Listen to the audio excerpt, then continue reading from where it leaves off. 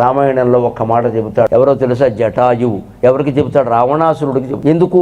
సీతాదేవిని ఎత్తుకుపోయే ముందు జటాయువు యుద్ధం చేస్తాడు కదా, చేసే ముందు రావణ సీతాదేవి నీకు అరగదు అంటాడు. ఆవిడేదో కండలు పెంచేసిందని కాదు. ఎవరైనా మనం బరువు వీపు మీద ఎత్తుకుంటామండి. ఎంత బరువు ఎత్తుకుంటాం? మనం మొయ్యగలిగిన బరువు ఎత్తుకోవాలి. మనమేమో 70 కేజీలు నుండి 150 కేజీలు బరువు ఎత్తుకుంటే మొయ్యగలవా? కింద పడిపోతుంది. ఇవాళ విద్యార్థుల మీద అంత భారం పెడుతున్నారమ్మా, దయచేసి ఆలోచించండి. వాడు 9వ తరగతి చదువుతుంటే అమ్మాయి, పైగా మా బోటిగాడు ఎవడన్నా ఇంటికి వస్తే మా అమ్మాయి డాక్టర్ అవ్వాలని ఆశీర్వదించాడు. నాకేం పని? అందరినీ డాక్టర్లు అవ్వమంటాం, యాక్టర్లు అవ్వమంటాం, నాకు ఇదో పని, ఇదో బిజినెస్ అంటే దాన్ని ఎత్తి మీద అంత భారం పెట్టాను. ఎందుకంటే ఈవిడ అవ్వాలనుకుని అవ్వలేకపోయి. నువ్వు అవ్వరాదా? ఇప్పుడు ఆ అమ్మాయి 9వ తరగతి లెక్కలు అర్థం కాక అదిశస్తూ ఉంటే నువ్వు డాక్టర్ అవ్వాలి. దేనికి? ఇది నేర్పిస్తున్నారు. వచ్చిన వాళ్ళ దగ్గర మా అమ్మాయిని డాక్టర్ కోసం చదివిస్తున్నామండి, ఎందుకంటే మా తోడోళ్ళు డాక్టర్, మా మేనల్ డాక్టర్. ఈ మాట అనకూడదమ్మా. తల్లి నోట తండ్రి నోట అసలు ఈ మాట రాకూడదు. మీ అమ్మాయి ఏమవుతుంది, మీ అబ్బాయి ఏమవుతుంది అనేది వారి మనస్థితి, వారి గ్రహస్థితి నిర్ణయిస్తుంది.